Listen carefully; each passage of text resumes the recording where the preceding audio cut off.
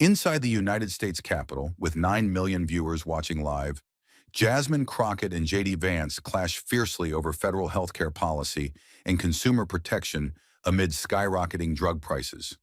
Vance tries to justify the outrageous costs, calling government aid dependency.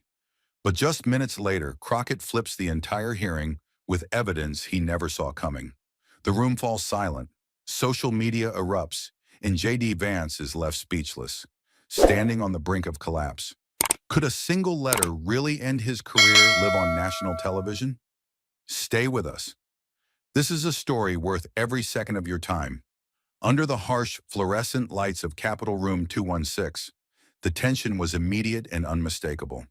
Today's hearing, the future of federal health care and consumer protection against drug pricing abuse, was more than just policy talk. Every major news network was broadcasting live. Journalists lined the hallway, microphones in hand, while photographers jockeyed for position. At the center of the room, a solemn display of insulin vials and EpiPens sat like evidence at a crime scene, each one labeled with its skyrocketing price. The message was clear. This hearing wasn't abstract. It was life or death. J.D. Vance arrived early, his expression set. He barely glanced at the display. Sitting down, he flipped open a binder stuffed with attack lines, charts, and color-coded tabs. Waste, Obamacare, entitlements. To him, the Affordable Care Act was political theater, an expensive gesture that needed dismantling. His plan was simple: paint the current system as broken and those defending it as fiscally irresponsible. Moments later, Jasmine Crockett stepped into the room, calm, deliberate. In her hand was a thick crimson envelope. No dramatics, no press entourage. She moved with quiet purpose, taking her seat without a word. That envelope held 3 case files, 3 patients who had died in the last 6 months because they couldn't afford their medication. She placed it in front of her, right beside the mic. On its surface, a single name was handwritten in blue ink: Caleb. For the briefest moment, every camera in the room focused on it. The hearing hadn't started, but the room already knew. She hadn't come to argue. She had come to indict. The envelope sat silently before her, thick and unassuming, but weighted like a gravestone. Inside were names, real names, attached to real bodies that had stopped breathing because they couldn't afford the medicine that kept them alive. Jasmine Crockett hadn't spoken a word yet. She didn't have to. Her presence said everything. She had come not to debate, but to document. And across from her, J.D. Vance knew it, which is why he struck first. He adjusted the microphone with the ease of someone who had rehearsed every word and waited for the cameras to lock in. Then, without hesitation, he delivered his opening line like a calculated punch. "We're pumping federal dollars into a failed healthcare experiment." The room stiffened. That first sentence was carefully loaded, framed to sound rational, even patriotic. But the intent was sharp, and the direction of the blow was unmistakable. He continued, his voice steady, eyes sweeping the panel as though searching for a challenge that wouldn't come. "Free insulin sounds great, until you remember the federal budget isn't a bottomless pit for cities like Houston or Chicago to burn through." And just like that, the blade twisted. No names were mentioned outright, but his meaning was clear. In political language, he just singled out millions of Black and brown families who lived in urban centers like the ones Jasmine represented. He wasn't talking about misuse of funds. He was talking about undeserved survival. The idea that cities like hers were bleeding the system dry was not just inaccurate, it was cruel. He didn't say Black. He didn't have to. That's how these attacks work. Implicit enough to deny, but blatant enough to land. And Houston, with its sprawling working-class neighborhoods, many of them majority Black and Latino, was a perfect stand-in. Chicago, a long-time rhetorical target for conservatives aiming to connect race, crime, and poverty in the public imagination, was the other. By invoking those cities, Vance was coding his message in a way that didn't need decoding. His target wasn't policy, it was people. He spoke with the confidence of someone who had never rationed insulin, who had never sat in an emergency room wondering if the copay would swallow this month's rent. His tone was that of a man who saw need not as a symptom of failure in the system, but as a moral flaw in the individual. He didn't see a mother who skipped her own medication so her child could eat. He saw an urban drain on federal discipline. He wasn't debating the cost of insulin. He was questioning the worth of the people who needed it most. The silence that followed was heavy, not reverent, but bruised. Jasmine didn't move. She didn't interrupt, but her hands resting on the desk before her curled slightly into fists. Vance kept going, now leaning into the performance with the ease of someone who had the numbers, but none of the names. He rattled off percentages, citing dependency, unsustainable growth, and taxpayer fatigue with the sterile efficiency of a man who believed that suffering was best understood through pie charts. But what made the attack so vicious wasn't just the cities he named. It was the principle he implied, that federal support for life-saving medication was somehow indulgent, that offering help to diabetics in Dallas or asthma patients in the Bronx was akin to throwing money into a fire. And worse, that those who needed help had failed some unspoken test of responsibility. In his world, people were poor because they made bad choices, sick because they didn't try hard enough, dead because they didn't plan well. He didn't question the pharmaceutical executives making billions. He didn't mention the record profits of companies who raised insulin prices by 1,200% over the last 2 decades. He didn't speak of the rural clinics closing in Appalachia or the Medicaid recipients in his own home state of Ohio struggling to fill prescriptions. Because that wasn't the point. His target wasn't the system, it was those who dared to challenge it. Jasmine felt every word like a weight dropped onto the backs of people she knew. Not constituents in the abstract, but friends, neighbors, the woman who came to her office last month clutching a shoebox full of expired medication. What Vance had just done wasn't just a political move. It was an act of rhetorical violence, dressed up in fiscal policy, designed to humiliate without raising his voice. And he did it knowing the cameras were on. Knowing that for some viewers, his message would land exactly the way he intended, that compassion was a liability and survival was something to be earned, not protected.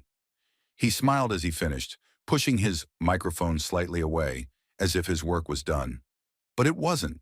Not yet, because sitting across from him was a woman holding an envelope full of ghosts. And one way or another, they were going to be heard. The silence after J.D. Vance's remarks wasn't empty. It was electric. The kind of silence that doesn't wait to be filled, but demands to be shattered. Jasmine Crockett didn't rush. She didn't blink. She simply looked up, slowly, deliberately, like someone standing on the edge of something she's no longer afraid to cross. One eyebrow lifted, not in surprise, but in something far colder. Disbelief laced with precision. It was the expression of a woman who had heard this kind of attack before, dressed up in suits, softened by data, sanitized by privilege. She leaned into her mic, not to raise her voice, but to make sure every syllable would carry. "So let me get this straight, Senator," she said, her voice cutting through the tension like a scalpel through silk. "You're telling the American people that when a single mother has to choose between buying insulin and keeping the lights on, it's because she's lazy?" No one moved. Not the press, not the aides, not even Vance. Her question wasn't a rebuttal, it was a mirror held up to his entire worldview, and she didn't need to twist the knife. His words had already done that for her. Jasmine didn't look at her notes. She didn't need to.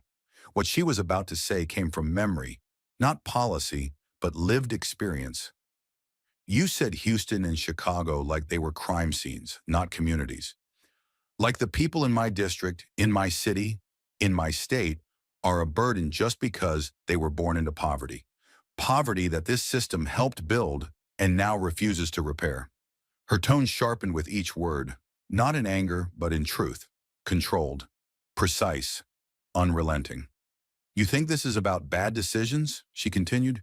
"Then let me tell you what bad decisions look like. Bad decisions are a government that allows drug companies to charge $350 for insulin that costs $6 to make.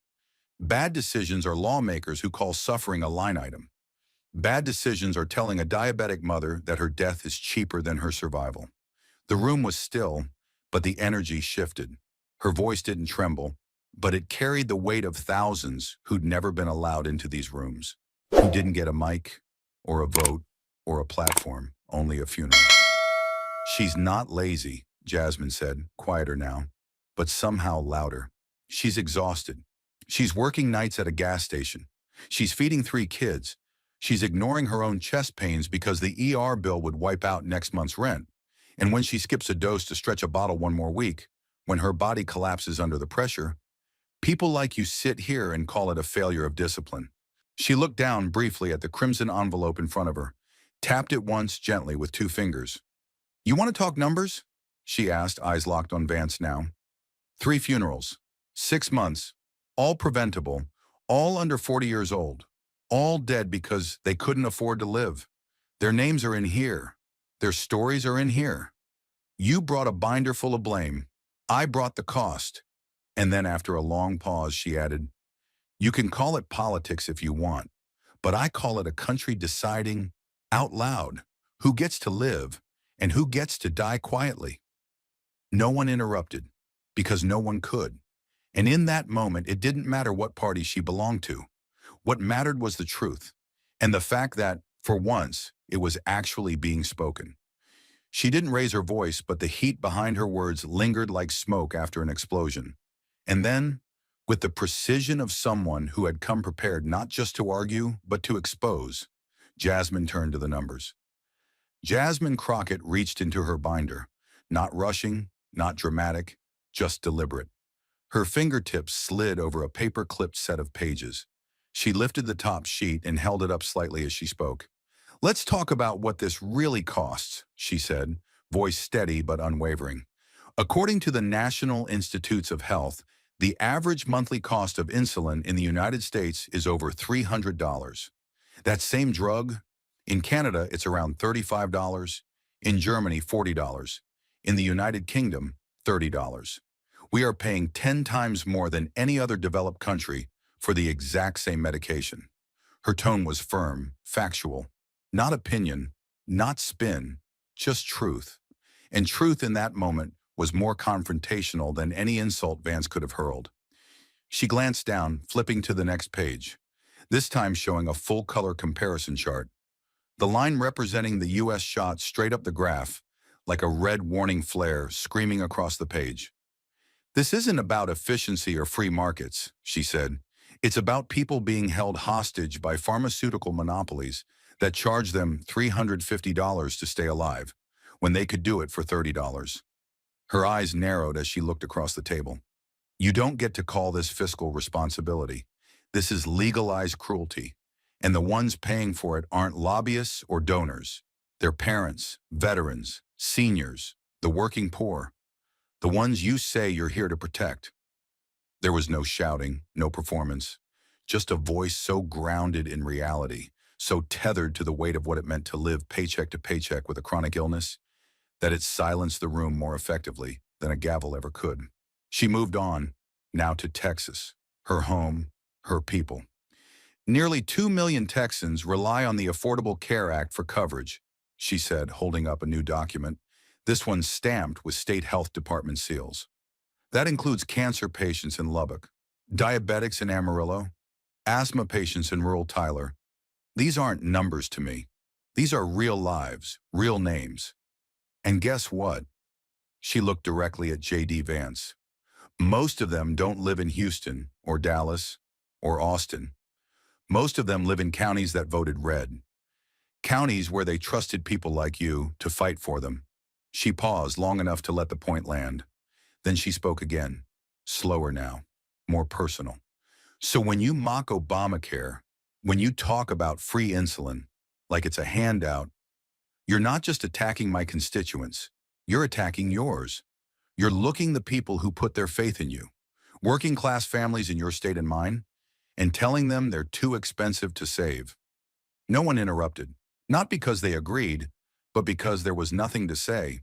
The facts were too sharp, the logic too tight, the reality too plain. She wasn't playing politics. She was laying bare the lie that only big cities struggle, that only liberal districts feel the cost, that only the poor in blue states are desperate for care. In truth, the suffering was everywhere, on both sides of the aisle. But only one side was being scapegoated for it. And let me make this crystal clear, she added, voice low now but cutting with precision. The myth that this is a city problem, a race problem, a poverty problem, it's not just wrong, it's deadly. Because while we waste time fighting over whose suffering is more valid, people are dying in silence. Dying in red counties, in small towns, in trailer parks, in places you pretend are untouched by this crisis because it's easier than facing the truth. Then she looked down at her final page. One more chart, one more sobering number. The counties with the highest rate of medical bankruptcies in Texas, they aren't urban, they're rural. They voted for you, and they're being left to die just the same. She didn't need applause, she didn't want it. This wasn't a performance, it was a reckoning. And every word she spoke drove home the same quiet, devastating truth. This wasn't about politics. This was about survival. And for once, someone in that room had chosen to tell the whole, uncomfortable, unvarnished truth. The charts were still glowing on the screen behind her, proof stacked like bricks, but J.D. Vance didn't even glance at them. Instead, with the practiced calm of someone who'd never had to choose between medicine and dinner, he leaned in and reloaded. He cleared his throat once, not because he needed to speak, he had already made his point, but because he needed the room to pause, to listen, to reset under his control. Let me just say this, he began, tone steady, almost casual. This isn't about race. It's not about geography or who lives in a big city versus who doesn't. The way he said it, softly but pointedly, suggested that he'd been waiting, itching, for the chance to dismiss everything that had just been said as emotional noise. This is about something far more basic than all that, he continued. It's about personal responsibility. He said those two words like they were sacred, like they were armor. Around the room, a few nods followed, not from conviction, but from comfort. It's always easier to believe suffering is a choice than to admit the system is broken. When, he asked, raising his eyebrows, do we expect people to take care of themselves? When do we stop pretending that every crisis in this country needs a federal fix? Government isn't a parent. It's not a safety net for every bad decision someone makes. He didn't shout. He didn't need to. His words carried the force of something more dangerous than volume. Confidence. His voice had the smoothness of someone who had never stood in a pharmacy holding a prescription they couldn't afford. Never watched a child wheeze because they were stretching out an inhaler. Never sat across from a grieving mother who had to bury her husband because he skipped a doctor's visit that cost more than the mortgage. This country was built on grit, he continued, his voice gaining rhythm now like a sermon. It was built by people who didn't sit around waiting for Washington to solve their problems. They worked, they sacrificed, they climbed. He gestured toward the witness table, toward Jasmine, though without looking at her directly. We can't build a stronger nation by teaching people to depend on handouts. We build it by expecting them to rise up, to take ownership, to make better choices. And there it was, laid bare, the core belief that poverty was the result of laziness, that illness was the price of bad planning, that if you failed, it was because you hadn't tried hard enough. He didn't say those words, he didn't have to. The message was clear, wrapped in principle, disguised as discipline, but at its heart, it was cruelty posing as common sense. He glanced at the chairman, then back down at his notes, tapping one finger against a printed quote from a think tank paper. We cannot legislate equality of outcome. We can only guarantee equality of opportunity, and after that, it's on the individual. He leaned back in his seat, satisfied. To him, the matter was settled, not because he had disproven anything Jasmine Crockett had said, but because he had reframed it. He had stripped the grief from her facts, the humanity from her testimony, and replaced it with a narrative easier for the powerful to digest. If people are suffering, it's because they failed, not because the system did. And in that single move, he didn't just dismiss her evidence. He erased the people behind it, turned their deaths into data points, their pain into noise. Because for J.D. Vance, accountability was for the powerless, and empathy apparently was expendable. He had delivered his verdict with the cold certainty of someone who would never pay the price for his policies, But Jasmine Crockett didn't respond with outrage. She responded with evidence written in the hand of grief. She didn't interrupt him. She didn't match his tone or raise her voice. Instead, Jasmine reached for the crimson envelope that had been sitting in front of her since the moment she took her seat. Silent, heavy, unassuming, but undeniably present. The weight of it was not in its thickness, but in what it carried. 3 stories, 3 lives, 3 deaths.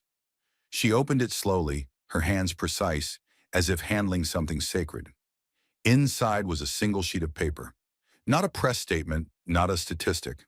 A handwritten letter, folded once, the creases soft and worn, like it had been read too many times before. She unfolded it gently, her eyes scanning the lines not as a performer, but as a witness. Then she read, "My name is Caleb. I'm 17. My mom died last month." Her voice was calm, clear, unwavering, but it struck like a hammer in the quiet chamber. She worked at the diner on Highway 79 for 11 years. She had type 1 diabetes. Her insulin used to cost $80. Then it became $320. She started skipping meals to make the insulin last longer.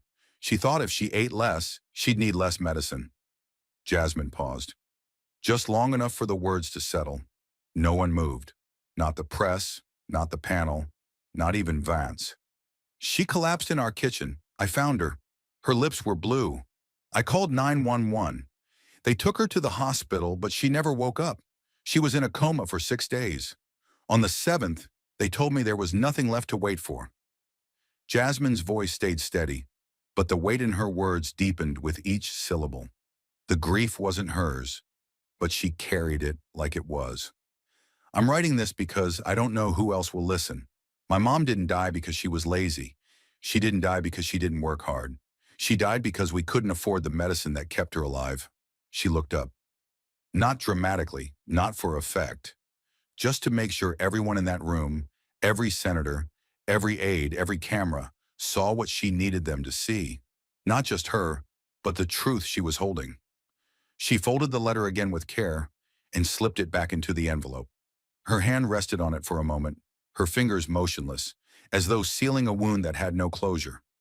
Then she raised her eyes and spoke. Not loudly, but with clarity that cut through marble and cameras alike. "Caleb lives in a rural district. He's not from Houston, not from Chicago. He's not a political pawn. He's a boy who lost his mother because the system failed her, and because people in this room think insulin is a luxury, not a right."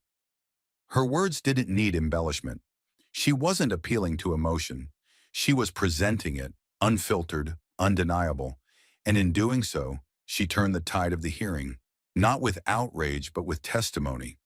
Not with attack, but with the voice of a child who had written into the void, hoping someone would care enough to answer. The room was still steeped in the quiet grief of Caleb's letter, but Jasmine Crockett understood something essential. Grief alone doesn't shake power.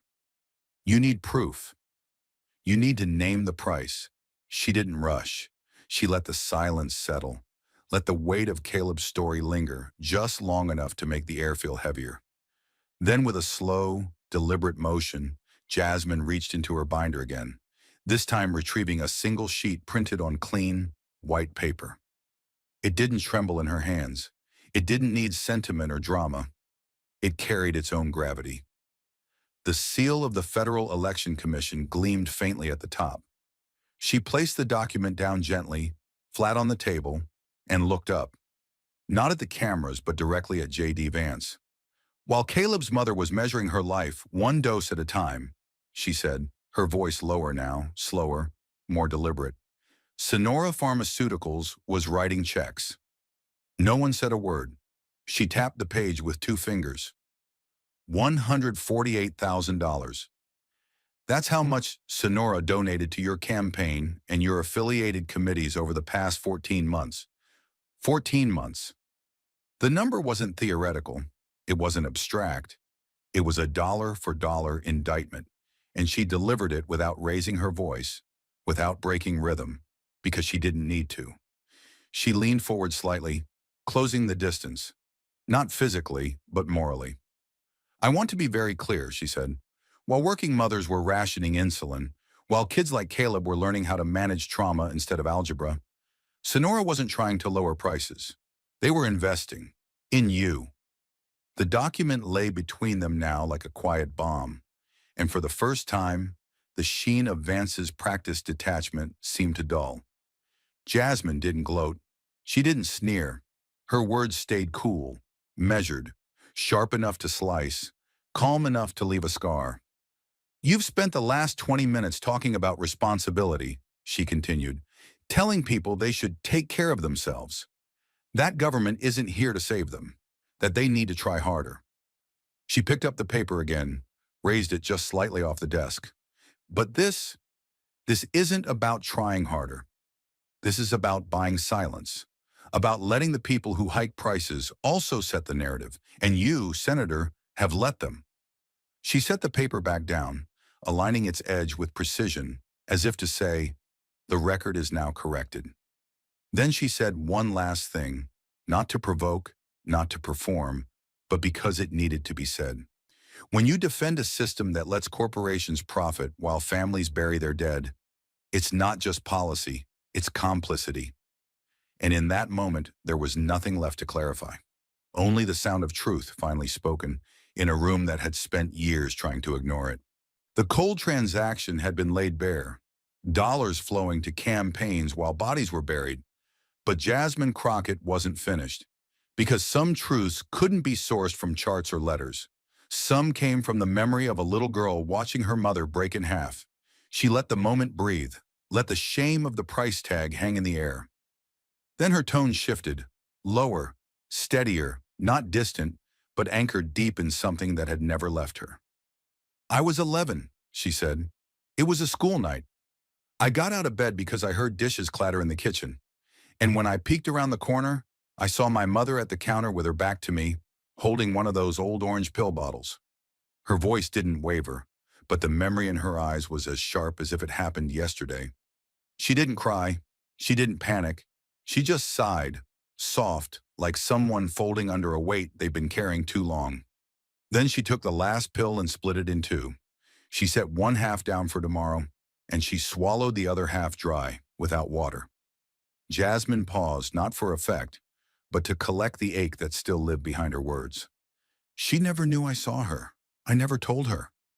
She sat a little straighter, not to perform, but to carry the dignity of that memory forward.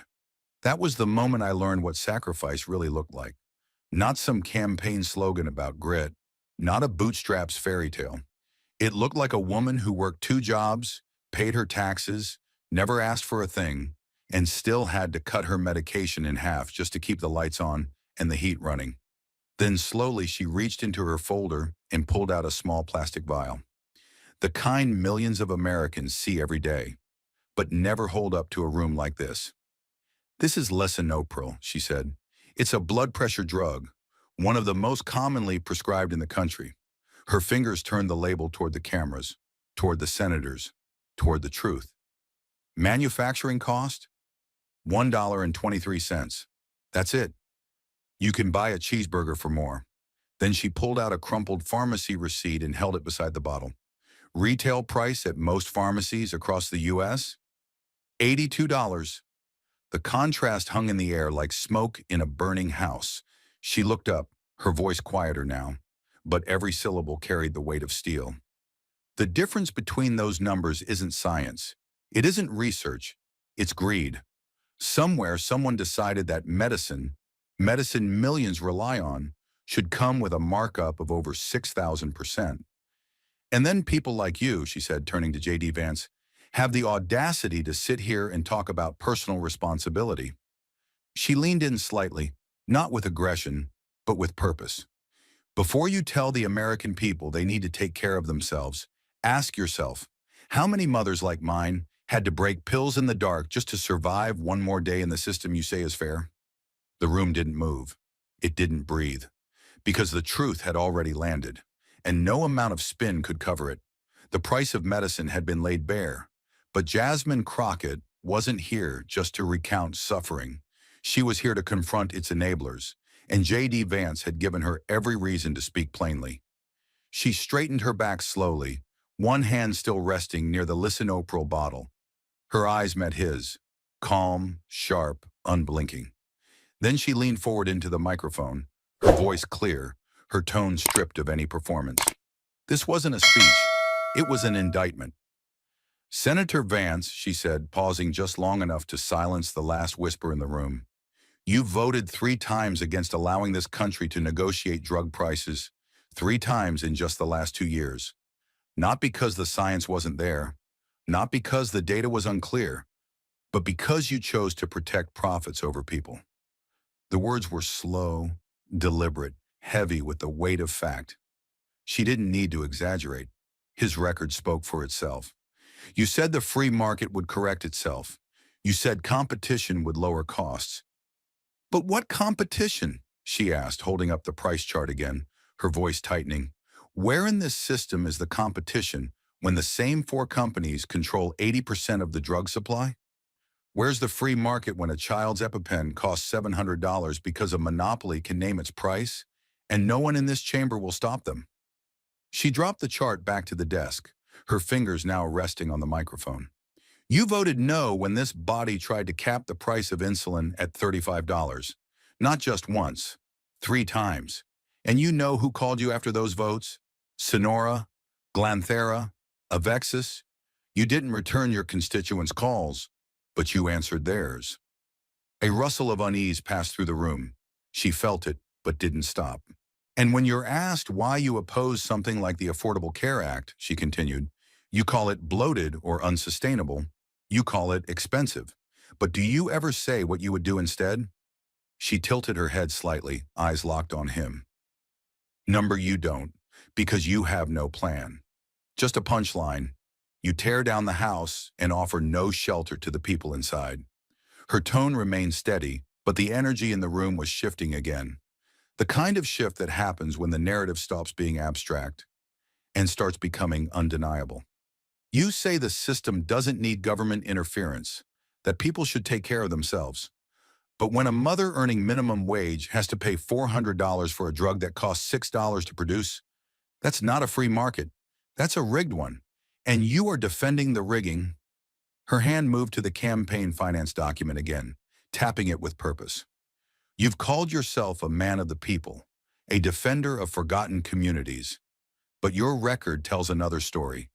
You haven't defended them. You've abandoned them. She leaned closer, voice cooling, sharpening. You haven't fought to make insulin cheaper. You haven't lifted a finger to cap cancer medication, or asthma inhalers, or blood pressure drugs. You fought to keep the prices high because the companies writing your checks asked you to. Every word landed like a stone dropped into still water. No shouting, no theatrics, just impact. The truth didn't need volume. It had weight. Let me remind you, she continued, Obamacare wasn't perfect, but it gave 20 million people coverage who never had it. It saved lives. It prevented bankruptcies. And instead of working to improve it, you voted to dismantle it without offering a single policy that would protect the people you left behind. Because you weren't interested in protecting patients. You were too busy protecting balance sheets. Now she sat back slightly, not to retreat, but to let the moment breathe, to let him sit with it. You speak of responsibility, she said, her tone softening just slightly. But who holds you responsible? When a father in Cincinnati dies because he couldn't afford chemo, where does he file that complaint? When a single mom in Amarillo is told her insurance doesn't cover the only drug that will keep her alive, who do her children call? Her voice dropped to a near whisper, but the silence around her made it louder than any roar. They don't call anyone, because they know by now. They're on their own. She reached once more for the pill bottle and held it up again, almost like an artifact. Then came the line that split the room in two. You don't represent patients, Senator. You represent invoices. You represent premiums and deductibles and profit margins. You don't speak for the sick. You speak for the ones sending them the bill. For a moment, even the cameras seemed to pause. Jasmine Crockett hadn't shouted. She hadn't needed to. What she had done was far more dangerous. She had named the system, traced its blood back to the money, and laid it all at his feet, in front of the country. And for the first time in the hearing, J.D. Vance didn't have a comeback. Because what do you say to someone who isn't arguing to win, but arguing so someone else doesn't die? Her final words still echoed in the chamber like a bell tolling for those left behind. But outside that room, the world was already shifting. And the moment she read Caleb's letter, it didn't stay inside those walls. It began as a single clip, raw, unedited, 57 seconds long. No dramatic angles, no music. Just a handheld camera feed from the back of the hearing room, focused on Jasmine Crockett as she unfolded a piece of paper and began to read. Her voice didn't rise. She didn't cry, but her calm, steady delivery of a teenage boy's heartbreak hit the internet like a grenade. Within minutes of the hearing's adjournment, someone uploaded the clip to Twitter with a single caption. She read his pain into the record. By the end of the first hour, it had 1.2 million views. By the sixth hour, it was featured on every major news site in America. And before the sun rose the next morning, Letter to Vance was the #1 trending hashtag on every platform. The video wasn't slick or manipulated. That's what made it impossible to ignore. It showed one congresswoman alone at the microphone, holding a single sheet of paper and speaking the words of a boy who had lost his mother. Not to illness, but to price tags. It was truth captured in real time, and it spread with the force of a nation's buried grief finally finding a voice. People didn't just retweet it, they responded with stories of their own. From Cleveland to Corpus Christi, from Macon to Milwaukee, the comments poured in like confessions. A grandmother in Dayton posted a photo of her husband's funeral, writing, "He skipped his pills to pay our heating bill. He made it to December. He didn't make it to January." A single mother in Savannah uploaded her pharmacy receipt next to her eviction notice, captioned, "This is what choosing looks like." A retired school teacher in Amarillo shared a video of her cutting pills into quarters with a butter knife. "I learned it from my mother," she said. "Now I'm teaching it to my granddaughter." The stories were heartbreaking. But what made them electric was how familiar they all sounded. America hadn't just heard Jasmine Crockett. America had seen itself in what she read. And then J.D. Vance tweeted. Just 24 hours after the clip exploded online, his official account posted a carefully crafted statement, short, sanitized, and gutless.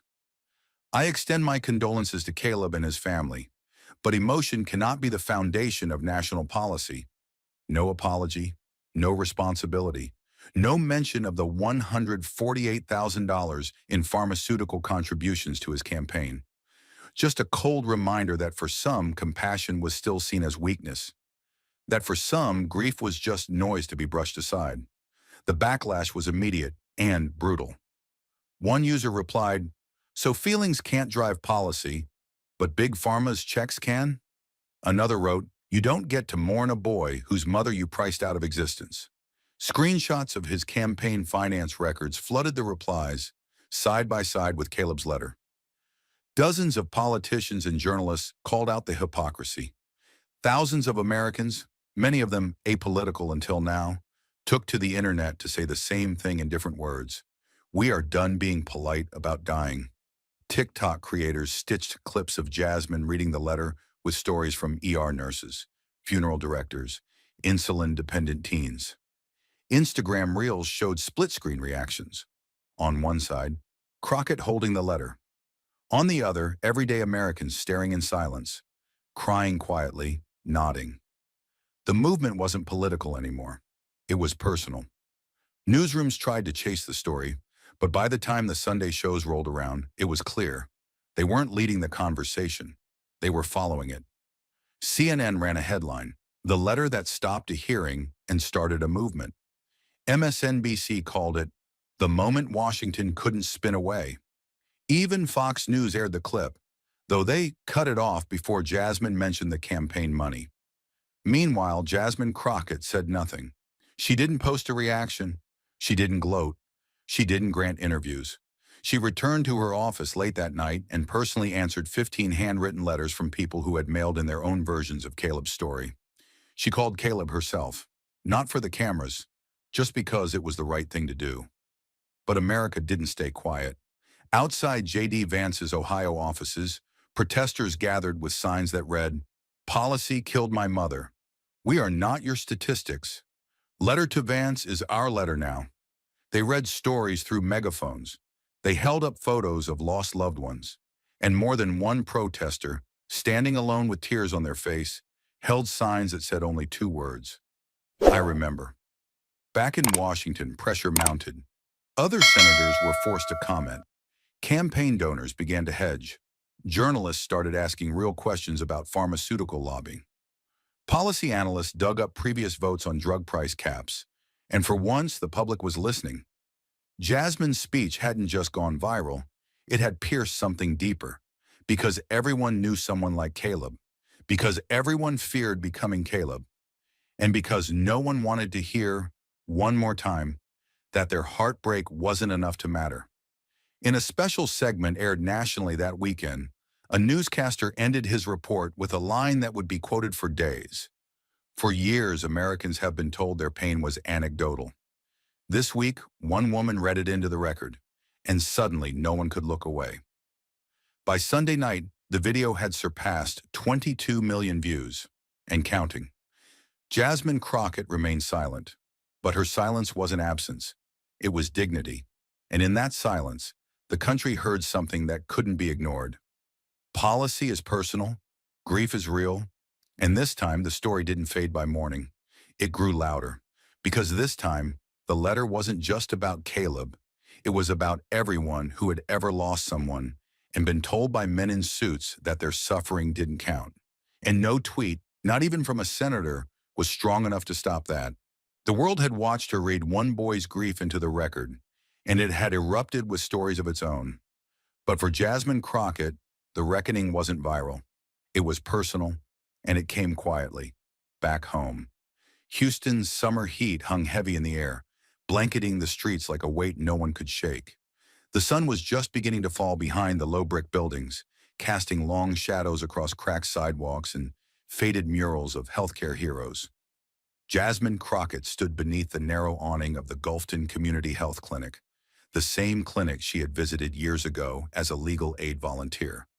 Only now, people called her Congresswoman when she walked in. But inside this building, there were no titles, just problems, just people. And Jasmine had come not with cameras, but with silence. The waiting room was worn but dignified, scratched linoleum floors, outdated posters warning of high blood pressure, a bulletin board filled with flyers about dental screenings and low-cost mammograms. She didn't announce herself. She didn't need to. The receptionist looked up, froze for a second, then nodded with quiet understanding. Word had spread about the hearing, about the letter, about the line she had drawn in front of the whole country. And now the people who had lived those truths, who had buried them in silence for years, were surfacing. Jasmine made her way down the narrow hallway, past exam rooms filled with the hum of machines older than they should be. Nurses whispered as she passed, one of them discreetly slipping a folded note into her hand. Just a thank you, scrawled in blue ink, followed by 3 words. You spoke us. She paused near a blood pressure kiosk when an elderly voice called out from a corner seat, Congresswoman. The word came slow, deliberate, but carried the full force of someone who had been waiting years to say it. Jasmine turned.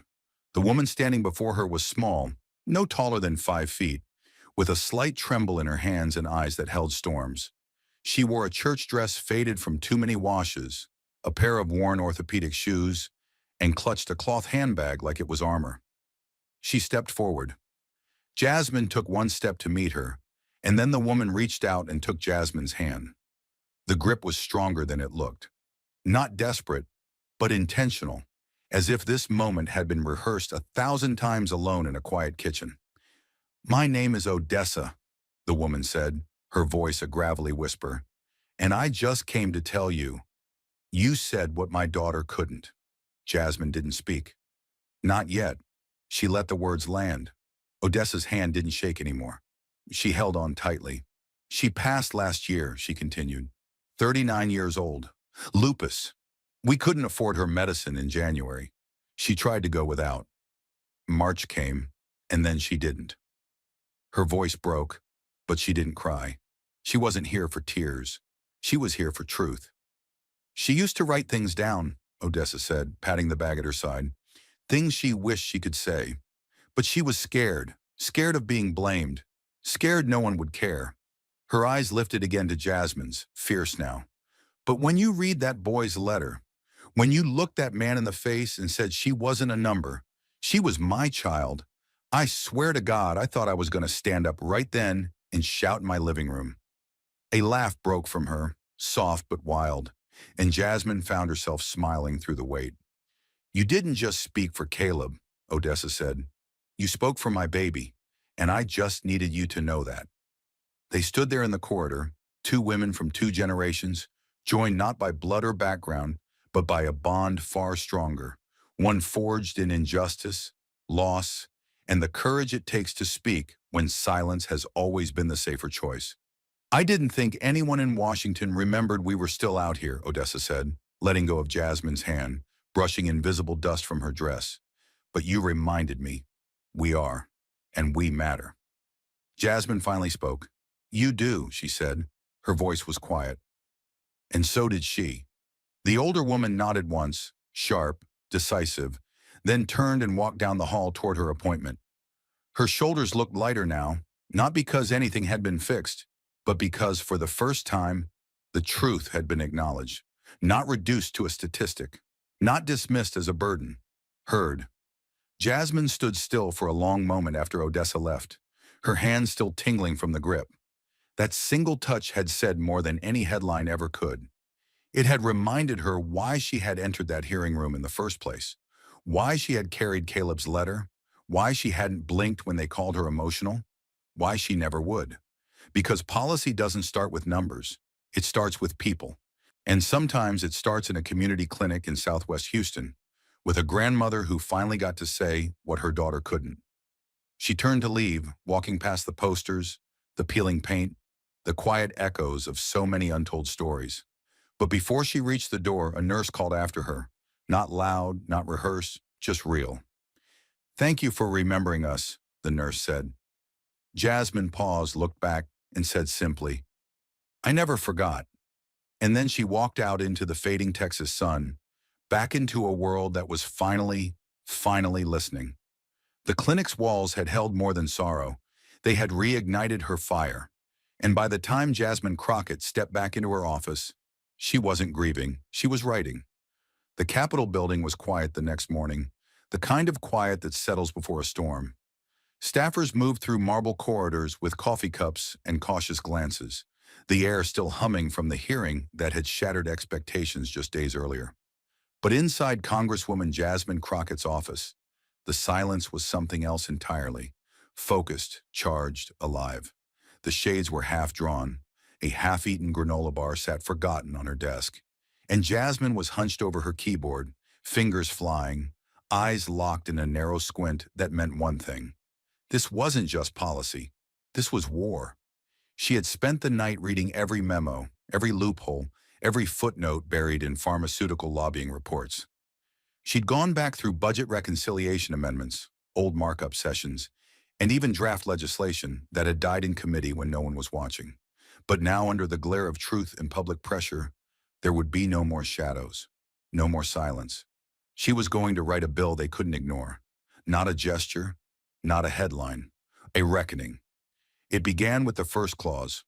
All manufacturers of essential pharmaceuticals must publicly disclose the full breakdown of production costs, marketing expenditures, executive compensation, and profit margins for the top 100 most prescribed medications in the United States.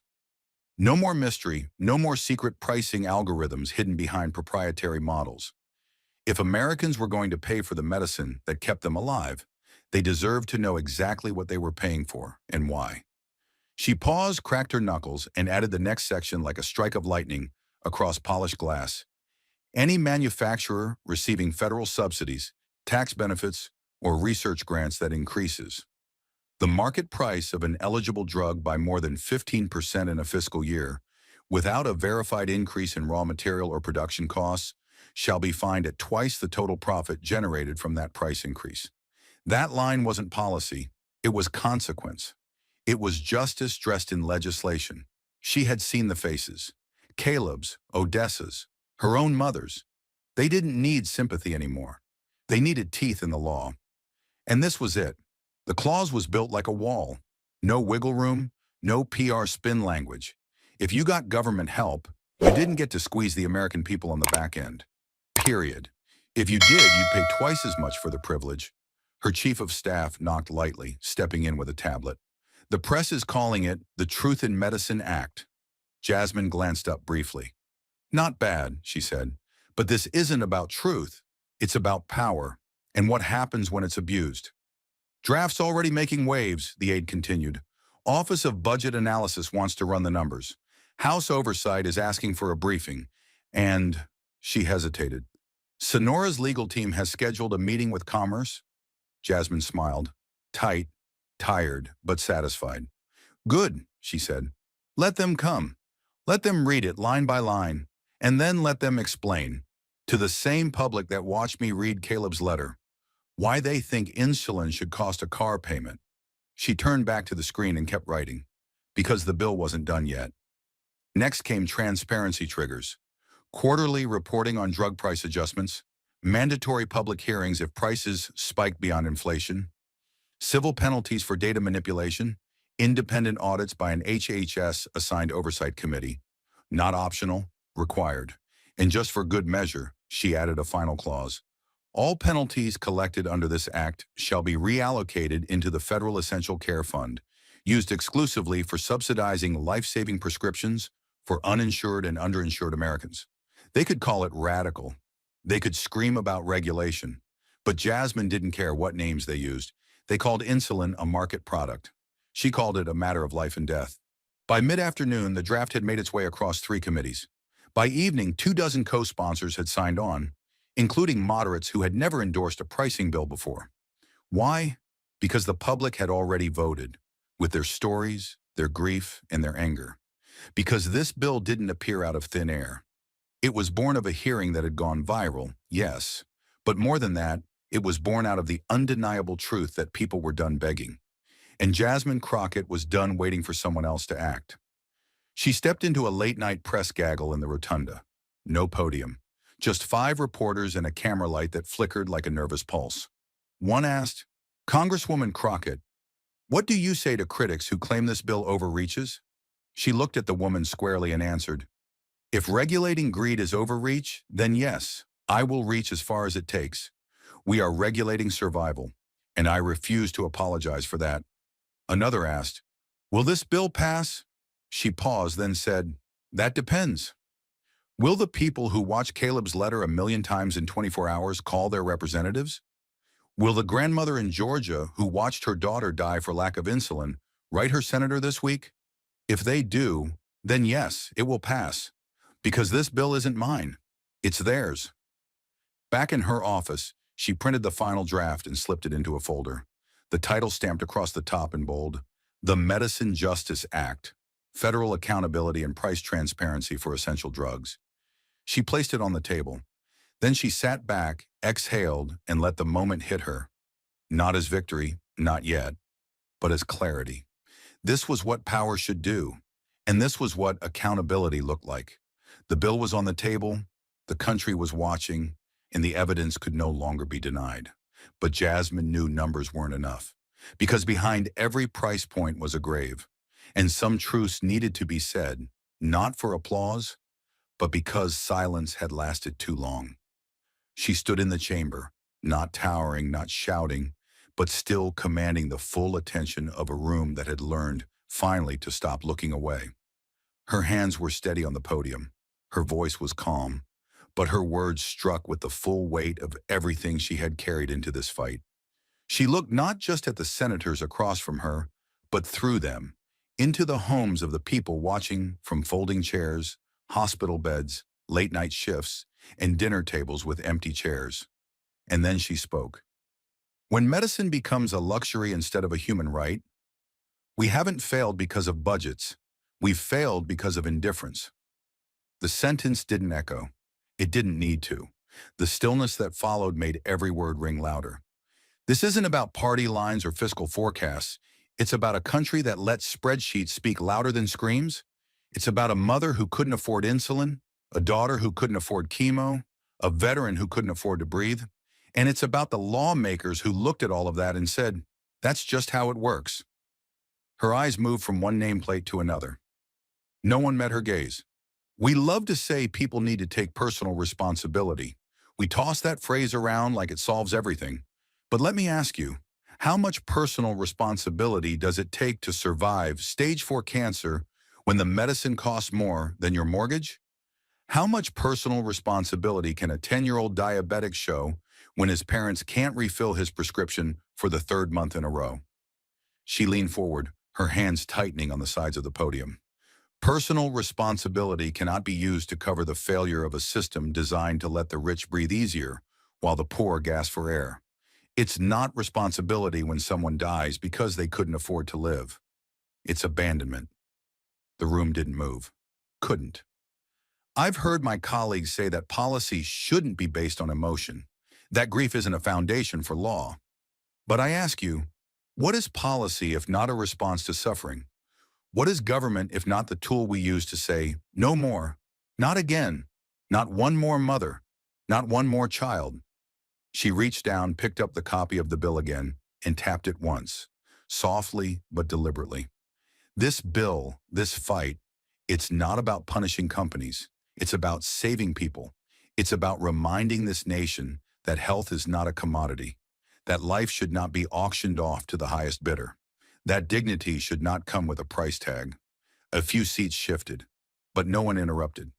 There is no such thing as a neutral death. When someone dies in silence because they were poor, it is not a quiet tragedy. It is a policy failure. It is a moral failure, and it's on us. Her voice dropped now, not in power but in intimacy. It felt like she was speaking to one person at a time, every listener, everywhere. Politics is not just laws on paper, it's breath, it's medicine. It's a seat at the table that too many have been denied for too long. She took one long breath, placed the bill back down, and let her final words land with the gravity of a nation standing at a mirror. You don't have to agree with everything in this legislation, but I dare you to walk into a clinic in Houston, in Akron, in Decatur, and tell the people sitting there that they're just numbers. I dare you to look a boy like Caleb in the eyes and say, your mother's life was too expensive. She stepped back from the microphone, just a few inches, enough to let the silence return, because this time, the silence didn't belong to the unheard. It belonged to the ones who'd finally been forced to listen. The chamber had fallen into silence, the kind that lingers when truth is no longer theoretical, but lived. But Jasmine Crockett didn't come just to speak truth. She came to demand change, and now she turned, not to the senators, but to the nation. She took one step forward, her voice rising, not in volume, but in clarity, in purpose, in something that could no longer be ignored. I've said what I came here to say, she declared, her eyes locked not on the faces before her, but into the lens. The millions watching from living rooms, hospital beds, break rooms, and buses stalled in the heat. But now I'm speaking to you, because this fight doesn't end in this room. It begins wherever you are, wherever your mother, your son, your neighbor is being priced out of life. Her hand hovered over the bill on the desk, then clenched into a fist. They want you to think this is just policy. It's not. It's personal. They want you to believe you don't have power. But you do. You always have. The lights above her flickered slightly, the echo of her words bouncing off marble and metal, sounding more like thunder than speech. You don't need to be in Congress to change this. You just need to care enough to act. Her words accelerated, sharpened by years of watching injustice get dressed up in bureaucracy. Call your representative, look them in the eye and ask them, how much money did they take from Sonora? From Glenthera? From the companies making a killing while people are dying? She scanned the room. Ask them if they've ever had to skip a dose. Ask them if they've ever chosen between groceries and survival. And if they haven't, make them explain why they think you should. The power in her voice wasn't from rage, it was from refusal. Refusal to accept that compassion was weakness. Refusal to accept that silence was strategy. Refusal to let another hearing pass with no one held accountable. You've told your stories in the dark for too long, she said, her hand now flat on the table, steady as stone. It's time to say them out loud. Post them. Record them. Write them on protest signs and plaster them across the doors of every official who voted no when you needed them to say yes. She paused only long enough to let the momentum build like a rolling wave. This bill is more than law. It's a line in the sand, and we're not stepping back. She exhaled once, her voice dropping just slightly, but the words hit harder for it. If you're tired of watching your loved ones ration pills while CEOs rake in bonuses, fight. If you've buried someone too soon because they couldn't afford the medicine that would have saved them, fight. If you've been told your grief was anecdotal, your struggle invisible, your voice too emotional to matter, stand up anyway. The lights from the cameras cast her face in stark contrast, highlighting every line, every shadow, every ounce of lived experience etched into her conviction. Because the truth is, they're counting on your exhaustion. They're betting you'll stay quiet, that the anger will pass and the news cycle will move on. She stepped back from the desk now. No notes, no filter, no hesitation. Just fire. But we're not going anywhere, she said. This isn't a moment, it's a movement. And it doesn't belong to me, it belongs to you. To the nurse working double shifts in Amarillo, to the grandmother in Atlanta, to the father in Akron holding two jobs and still losing sleep over his son's prescriptions. Her voice was a rallying drum now, steady and pounding. It belongs to the families who've been told to wait, to the sick who've been told to pray, to the poor who've been told to disappear. And then, the final strike, delivered without shouting, but with the calm fury of someone who knows the cost of inaction. Do not let them tell you that you are asking for too much. You are asking for life. And life is not a luxury. It is a right we will not beg for, a right we will no longer bury our dead waiting for. She stood tall as the cameras flashed, unmoving. And somewhere across the country, someone picked up the phone and dialed. Thank you for watching until this moment and for standing with us on this journey for justice. Your support means everything. Like, subscribe, and turn on notifications so you never miss what's next. And we'd love to hear your thoughts. Leave a comment below and let us know what moved you most in this story. Together, our voices make a difference.